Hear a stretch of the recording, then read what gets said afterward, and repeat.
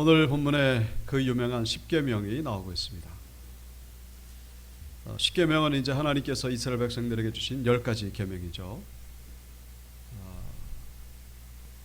오늘은 이 10가지 계명 하나하나 살펴보기보다는 이제 이 전반적인 그 서론에 해당되는, 그러니까 십계명에 담긴 3가지 의미를 우리가 함께 나누려고 합니다.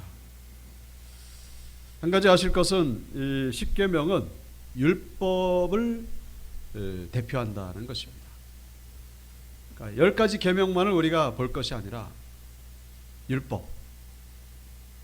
율법은 창세기부터 신명기까지에 들어있는 하나님의 하라는 명령, 또 하지 말라는 명령, 이것을 간추려 보면 모두 613가지가 됩니다.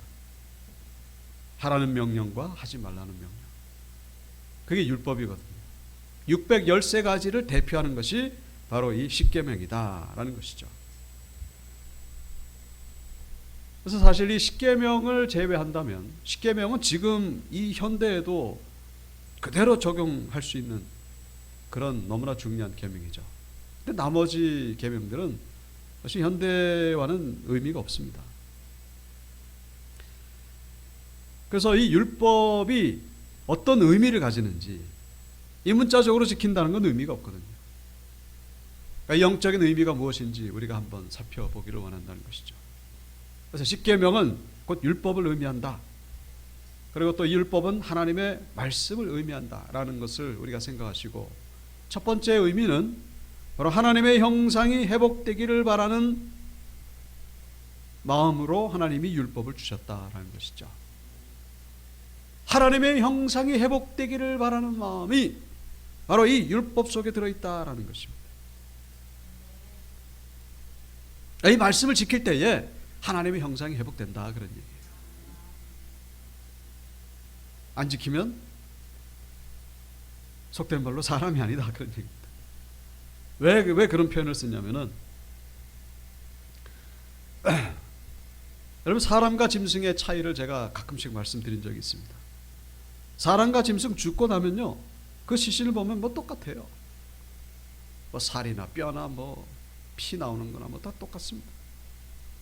살아있을 때 이 사람이 좀 지혜를 가지고 이 어떤 이 문명을 만들어내는 것, 이런 게 좀 차이가 있다 뿐이지, 근본적인 차이는 사실 구분하기가 어렵습니다.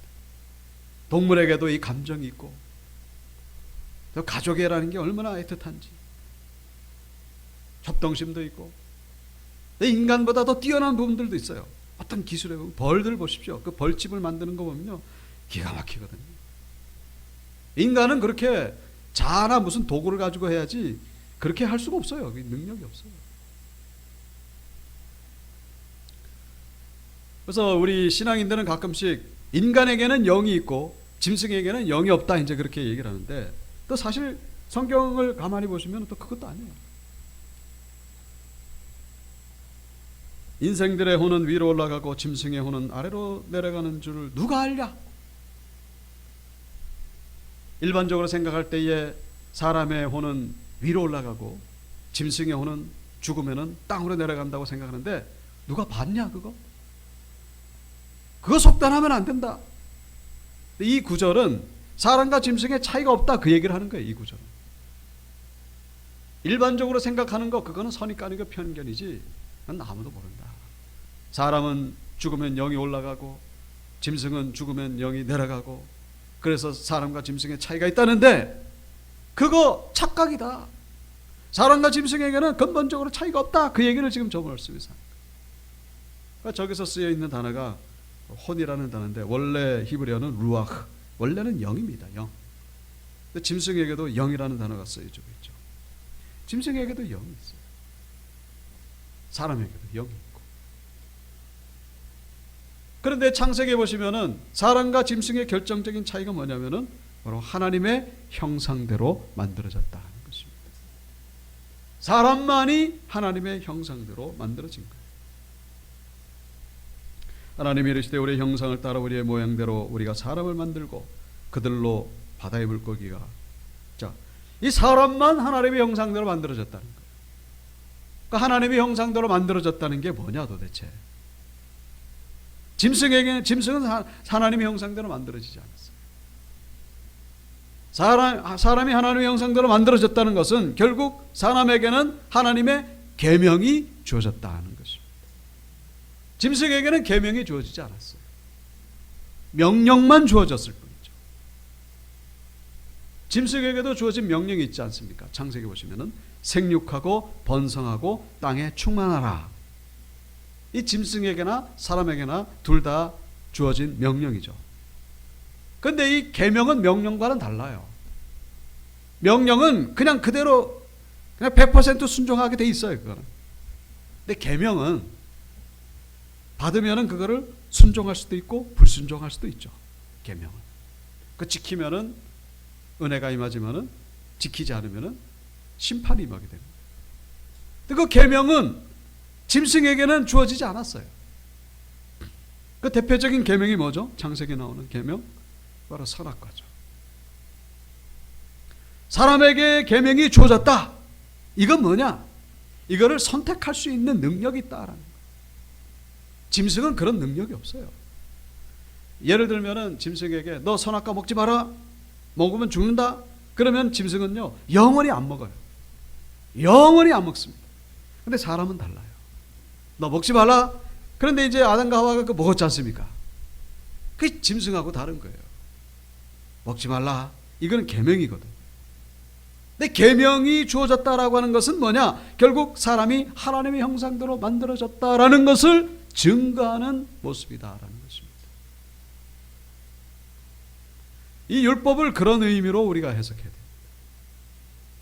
이스라엘 백성들에게 율법이 주어졌다라고 하는 것은 그때 그 실패했던 선악과의 계명, 이제 이 율법을 가지고 다시 한번 회복해보자. 선악과의 계명을 어겼기 때문에 사람은 짐승의 수준으로 떨어졌어요. 불순종했기 때문에 이제 짐승하고 별로 다를 바가 없어요. 영이 죽었다라고 그렇게 표현합니다만 하나님께서 다시 한번 기회를 주시는 것이죠. 이 말씀을 통하여 이 순종하는 가운데에, 말씀 앞에 순종한다는 것은 뭡니까? 하나님의 형상대로 만들어졌다는 것을 증명하는 그런 행동이 된다라는 사실을 우리가 기억해야 된다는 것이죠. 우리가 그 금요일 날 사울에 대해서 우리가 살펴봤습니다만은 사울에게 그 주어진 아말렉을 치라는 그 명령, 우리가 그걸 어떻게 해석했죠? 그 전까지 사울이 계속 불순종했는데 이제 하나님이 다시 한번 기회를 주시는 거예요. 이 아말렉을 치라는 이 명령 앞에 어떻게 반응하는지, 그걸 순종하면 이제 하나님과의 관계가 회복되는 거예요. 이전에 지었던 모든 그 범죄, 실수 이거 다 이제 없는 걸로 해주고 다시 한번 기회를 주는 거예요. 마치 그와 같은 의미로 그 첫 번째 계명이 바로 선악과 계명이죠. 거기서 실패했던 이 인간에게 다시 한번 하나님이 기회를 주시는 거예요. 율법으로 주시는 거죠. 좀 복잡해졌을 뿐이에요. 그때는 이제 한 가지 계명이었는데 이제는 얼마나 많은지 몰라. 600여세가 있어요. 이제 불순종하면은 이게 자꾸 꼬이게 되어 간다는 것이 바로 이런 것을 의미하는 겁니다. 처음에 한번 순종하면 그걸로 딱 끝났으면 좋았는데 그 불순종하니까 자꾸 이렇게 복잡해지니까 완전히 하나님이 영원히 심판하시지는 않습니다만 다시 돌아오기까지가 이 한 가지가 이제 613가지로 이제 확장이 된 거예요. 중요한 것은 하나님이 이 말씀 앞에 순종하는 가운데에 이제 하나님의 형상을 회복하시고자 하는 그런 마음이 담겨 있다라는 것을 우리가 이해하셔야 된다는 것이죠. 그래서 결론적으로 드리고 싶은 말씀은 말씀 앞에 순종할 때에 짐승과 다른 사람이 된다는 것입니다. 말씀으로 돌아가야 되는 거예요. 말씀과는 상관없이 뭐 그냥 온통 다른 거에만 관심 가지면은 여러분 아직 우리는 신앙으로 들어가지를 못한 거예요. 우리는 말씀과의 이 관계 속에서 우리는 하나님과의 관계를 우리는 점검할 수가 있는 것이죠. 하나님의 말씀으로 돌아가시는 우리 온유교회 성도님들 다 되시길 주 이름으로 축복합니다. 그럴 때 우리 하나님의 형상이 회복된다는 것입니다. 일반 짐승과는 다른 인간의 그 하나님이 원래 만드셨을 때 그 아름다운 그 인간의 형상. 말씀 앞에 더욱더 묵상하시고 관심을 가지시고. 자, 첫 번째 의미가 하나님의 형상이 회복된다는 것이고, 두 번째는 바로 복을 받을 수 있는 통로가 된다는 것입니다. 말씀을 지킬 때에 하나님의 복을 받게 된다는 것입니다. 구원은 믿음으로 받죠. 구원은 믿음으로 받죠. 그런데 복은 행위로 받는다는 사실. 구원은 행위로 받는 게 아니고 구원은 믿음으로 받아요. 그런데 복은 물론 믿음도 들어가 있겠습니다만 그 믿음이 행위로 드러날 때에, 행위로 드러날 때에 하나님이 복을 주시는 것이죠. 행함이 없는 믿음은 죽은 것이라고 야고보서에 말씀하고 있거든요. 그 우리 믿음을 증명해낼 수 있어야 돼요. 그게 바로 행위죠. 율법을 지킬 때에 하나님의 복이 임하게 된다는 것입니다. 여기 2절에 보시면은 나는 너를 애굽 땅 종되었던 집에서 인도하여 낸 내 하나님 여호와니라. 인도하여 냈다. 입이 이제 완료죠. 이스라엘 백성들 지금 시내산 밑에서 지금 하나님의 율법을 받고 있습니다. 시내산은 이미 애굽에서 나왔죠. 애굽에서 나온 사건을 우리는 구원이라고 우리가 해석하죠. 애굽에서 나온 거, 그걸 구원이라고. 그 출애굽할 때 그 사도 바울은 그것을 세례라고 그렇게 해석합니다만, 출애굽은 이미 구원을 받은 거예요. 구원 받은 다음에 지금 율법이 주어진 겁니다.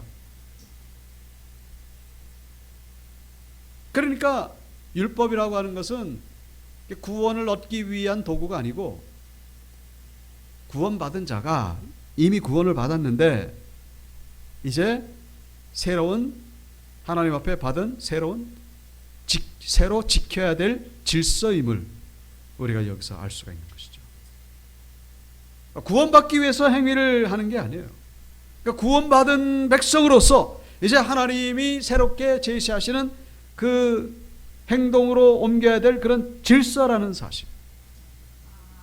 그 질서를 지킬 때 우리는 평안해지는 것이죠. 근데 질서를 지키지 않으면 이제 꼬이는 거예요. 자꾸 꼬이는 겁니다.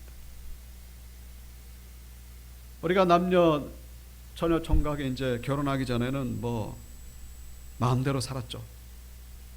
여기서 마음대로라고 하는 것은 뭐 좋은 의미도 있고 뭐 부정적인 의미도 있겠습니다만, 결혼을 딱 하고 나면은 서로에게 매이게 됩니다. 그 매인다는 것도 뭐 긍정적인 부정적인 뭐 두 가지 의미가 다 있겠습니다만, 그 남편이 되는 남편 되는 이 배우자는 퇴근하면은 빨리 집에 와야 돼요. 집에 있는 그 가족들이 있기 때문에. 그런데 이제 집에 안 오고 이제 그냥 늦게 돌아다니고 도박하러 가고, 그러니 가정이 삐그덕대기 시작합니다. 그전에는 마음대로 살 수 있었거든요. 결혼하기 전에는. 이제 결혼했기 때문에 이제는 남편으로서 지켜야 될 어떤 질서가 있는 겁니다. 그걸 지켜야 되는 거예요. 아내도 마찬가지죠. 밖에 나가가지고 개인적으로 뭐 친구들을 만났다가 또 남편이 퇴근할 시간이 되면은 빨리 집에 들어가서 남편 맞을 준비를 해야 되는 거예요. 그걸 안 하고 계속해서 친구들하고 수다 떨고 그러다 보면요, 이 가정이 삐걱대기 시작하는 겁니다. 결혼하기 전에는 뭐 멋대로 뭐 밤늦게 들어가도 뭐 부모님한테나 혼났지. 그러니까 결혼을 하게 되면은 서로에게 매이고 서로에게 지켜야 될 질서가 있는 거예요. 그 질서를 지키지 않으면은 뭐 이혼하니 뭐하니 뭐 그러고 깨지는 것이죠. 우리 아들도 군에 갔습니다만, 군에 가기 전에는 뭐 마음대로 자유롭게 살았죠. 그러나 군에 딱 들어가면은 군인으로서 지켜야 될 질서가, 그걸 지켜야 되는 거예요. 그걸 잘 지키면은 이제 군생활 잘하는 것이고, 잘 못 지키면은 뭐 휴가 갔는데 귀대할 날짜 어기고, 그러면 나중에 뭐 너무 심함해지면 영창 가기도 하고 그렇게 되는 것이죠. 이스라엘 백성들은 구원을 받았습니다. 이제 구원받은 백성으로서 하나님 앞에 지켜야 할 질서가 있는 거예요. 이 질서를 하나님이 보여주신데 그것이 바로 율법이죠. 그래서 이 10가지 계명을 보면은 첫 번째부터 네 번째까지는 하나님과의 관계 속에서 지켜야 될 계명. 나 외에 다른 신을 섬기지 말라, 우상을 섬기지 말라, 안식을 기억하여 거룩히 지키라, 하나님 여호와를 망령되게 이끌지 말라. 하나님과의 관계죠. 그다음에 이제 그 여섯 번째부터 이제 다섯 번째부터 이제 내 부분을 공경하라, 살인하지 말라, 간음하지 말라, 도둑질 말라. 이렇게 쭉 나옵니다. 이는 이제 사랑과의 관계죠. 이 사랑과의 관계는 사실 다섯 번째부터 이제 지켜야 될 내 부모를 공경하라부터 열 번째 계명까지는요, 지금도 우리가 지켜야 될 계명이죠. 이것을 지키지 않으면은 뭐 이제 혼란에 빠지게 되는 것이죠. 그런데 첫 번째부터 네 번째까지는 하나님과의 관계예요. 이것은 어떻게 보면 우리 기독교인들에게만 해당되는 것일 수 있겠습니다만은, 자, 다시 말씀드리면 우리는 복을 받기 위해서라도 말씀을 가까이 해야 된다는 것이죠. 우리 제가 미국의 초기 역사를 가끔씩 말씀드렸습니다만은 1620년에 영국에서 신앙의 자유를 위해서 102명이나 되는 청교도들이 미국으로 건너가면서 배 이름이 메이플라워인데, 5월의 꽃이라는 그 배 안에서 대서양을 건너가면서 어떤 헌장을 만듭니다. 헌장. 그래서 그 헌장을 다 같이 낭독하면서 결단을 하는 것이죠. 그 헌장의 내용이 바로 하나님의 이름으로 서명한 우리들은 하나님의 영광과 기독교 신앙의 성장과 조국과 국왕의 명예를 위하여 버지니아 북부에 첫 정착촌을 세우러 왔으며 공익을 위해 지도자들과 법규에 복종할 것을 약속합니다. 자, 그래서 이 도착한 첫 해에 이 아주 보스턴 쪽에 추위가 엄청났습니다. 눈도 많이 오고 추위, 질병, 굶주림 때문에 절반이 죽었죠. 102명 가운데 50명 정도 살아남았습니다만은, 그 다음 해에 하나님의 은혜로 첫 번째 추수감사주의를 지키고, 그렇게 해서 지금의 미국이 탄생하게 된 것을 역사를 통해서 볼 수 있습니다. 그러니까 기독교가 뿌리죠. 미국은 기독교 신앙을 제외하고서는 설명할 수 있는 건덕지가 없어요. 기독교 신앙 위에 세워졌다는 것. 그래서 미국의 아이비 리그라고 하는 그런 대학들 보면요, 학교들마다 다 표들이 있잖아요. 이 표들 보면 전부 다 성경과 관련된 그런 표를 사용하고 있습니다. 대표적인 게 바로 하버드 대학교죠. 미국에서 첫 번째로 세워진 대학교가 하버드 대학교인데, 하버드 대학교도 보시면은 성경 구절이 있어요. 아이비 리그 다 보면은, 그래서 기독교 채플이 있고 학교마다 십계명과 주기도문이 걸려져 있고, 그런데 어느 순간부터인가 이 학교에 총기 난사가 벌어지기 시작합니다. 전 세계를 떠들썩하겠죠. 그래도 학교만큼은 그래도 안전한 곳이었는데 학교에서 총기 난사가, 그래서 수십 명의 아이들이 죽고 다치고, 그때 기점이 언제냐? 참 공교롭게도 이 존 F 케네디, 그분이 다른 쪽으로는 훌륭하겠습니다만은, 이분이 신앙적으로는 완전히 참 어떻게 보면은 반기독교적이에요. 종교의 자유라고 하는 그런 명분을 내세우면서 학교에서 이 체플을 없애고, 그리고 주기도문과 십계명을 내리기 시작했습니다. 공교롭게도 참 우연의 일치라고 보기에는 너무나 타이밍이 정확하게 바로 그때부터 총기 난사가 시작됐다는 것을 이 자료를 통해서 알 수가 있습니다. 우연이라고 볼 수 있겠는가 하는 것이죠. 지금 미국이 많이 변질이 됐습니다. 하나님의 말씀을 가까이 할 때에 이렇게 하나님의 은혜를 경험하게 되지만은, 멀리하게 될 때에 결국 이 복과는 거리가 먼 그런 모습을 보여준다는 것을 우리가 기억하시고, 여러분, 우리 온유교 성도님들 더욱더 말씀을 가까이 하는 가운데 하나님의 온전한 복을 경험하신 우리 성도님들 되시길 주의 이름으로 축복합니다. 자, 첫 번째가 바로 하나님의 형상 회복되는 거예요. 두 번째는 축복의 통로라는 것입니다. 마지막으로 세 번째, 이 율법에는 바로 그리스도에 대한, 예수 그리스도에 대한 예고편이다라는 것입니다. 율법은 예수 그리스도가 오시기 위한, 이 율법을 통해서 하나님은 예수 그리스도가 오실 것이다, 이 복선을 깔고 있다라는 것을 우리가 기억하셔야 된다는 것이죠. 여기서 지금 예수님을 이미 이렇게 그림자를 뒤르고 있다라는 사실입니다. 앞서 말씀드린 대로 이 율법은 613가지나 됩니다. 하라는 명령이 365가지, 하지 말라는 명령이 248가지. 지켜야 될 의무도 있고 지키지 말아야 될 의무도 있고, 그러니까 모든 걸 다 지켜야 되지만은 해야 될 항목도 있고 하지 말아야 될 항목도 있고, 613가지 이걸 다 지킬 수 있을까? 못 지킵니다. 못 지키지도 못할 율법을 하나님이 왜 주신 것일까? 물론 처음에는 지키라고 주신 것이죠. 근데 지키려고 애를 쓰다 보니까 이걸 못 지키는 거예요. 하나님의 어떤 또 다른 그런 의미가 있겠죠. 율법은 결국 바울의 이 말씀처럼 율법은 뭡니까? 죄를 깨닫게 하기 위함이다 라는 것이죠. 율법은 마치 거울과 같은 거예요.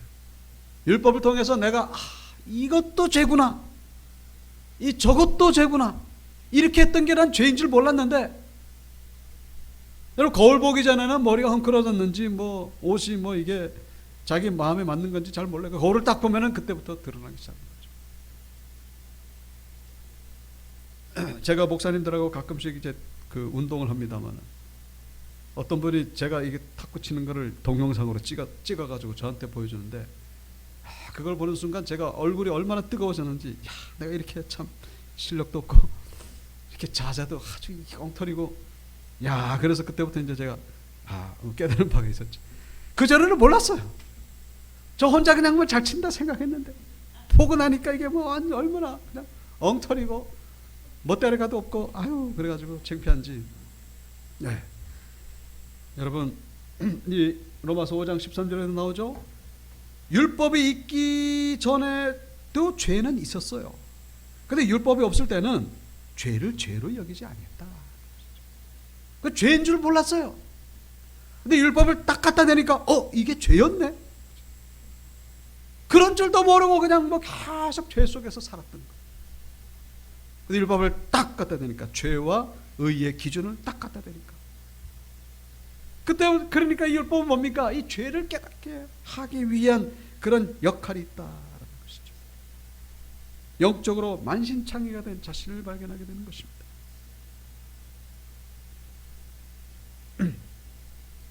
그러면 거기서 끝나는가? 그렇지는 않죠. 그래서 갈라디아서 밑에 3장 24절, 율법이 우리를 그리스도께로 인도하는 초등교사가 되어 우리로 하여금 믿음으로 말미암아 의롭다함을 얻게 하려 함이라. 나는 할 수가 없습니다. 이제 무력함, 자기의 그 완전한 그 총체적인 그런 연약함을 하나님 앞에서 발견하게 됩니다.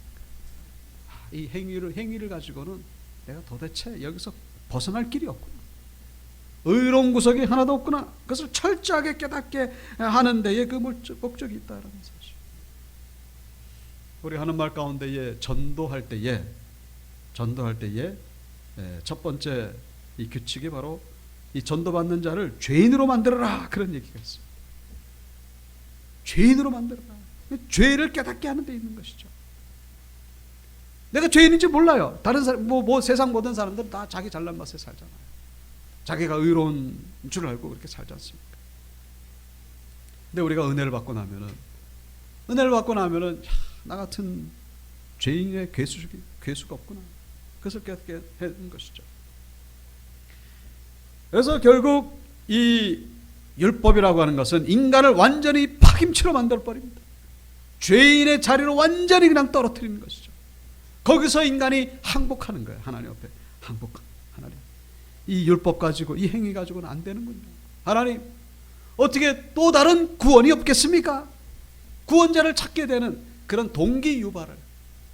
그래서 그때 이제 하나님이 제시하신 길이 바로 예수 그리스도시죠.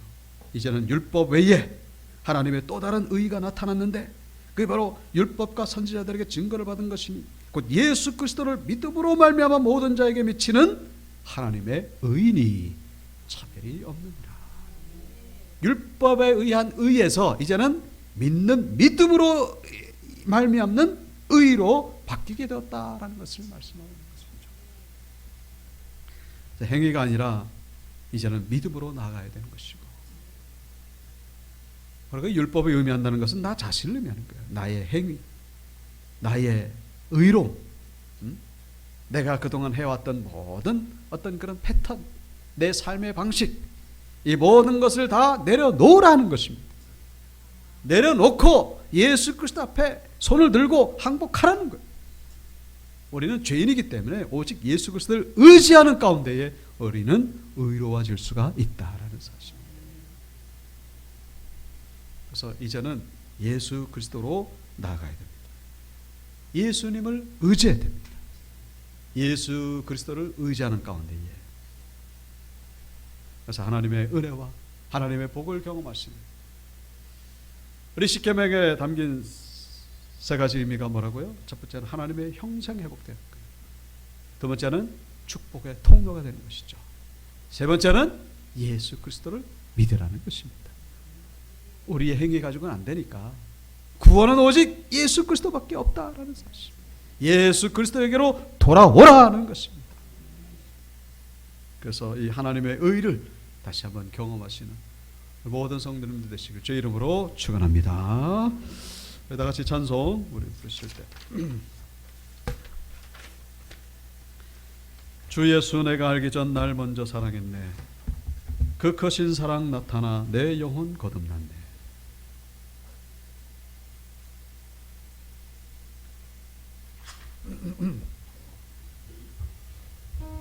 주 내 맘에 늘 계시고 나 주의 안에 있어. 저 포도비유 같으니 참 좋은 나의 친구.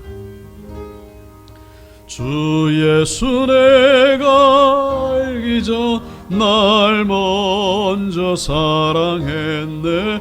그 크신 사랑 나타나 내 영혼 거듭났네. 주 내 맘에 늘 계시고 나 주의 안에 있어. 저 포도비유 같으니 참 좋은 나의 친구.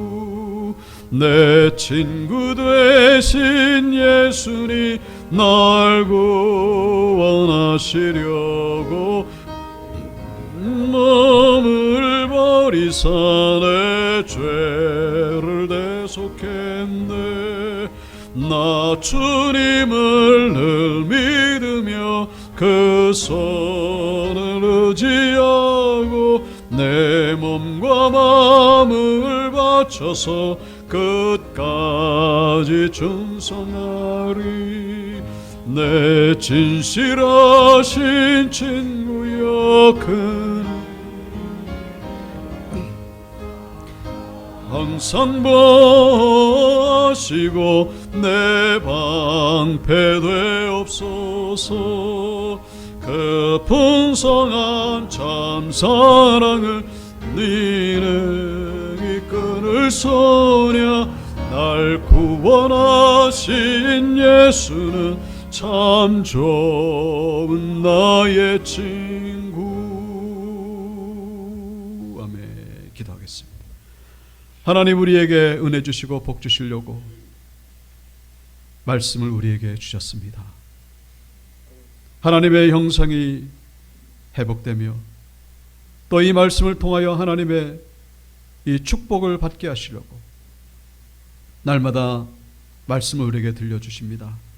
말씀에 더욱 가까이 하는 저희들 되게 도와주시고 말씀의 그 놀라운 능력과 은혜를 날마다 경험하며 그 안에서 예수 그리스도를 만나며 예수 그리스도의 그 생명과 예수 그리스도의 놀라운 그 구원을 날마다 경험할 수 있는 우리 온유교 원석들 되게 도와주시옵소서.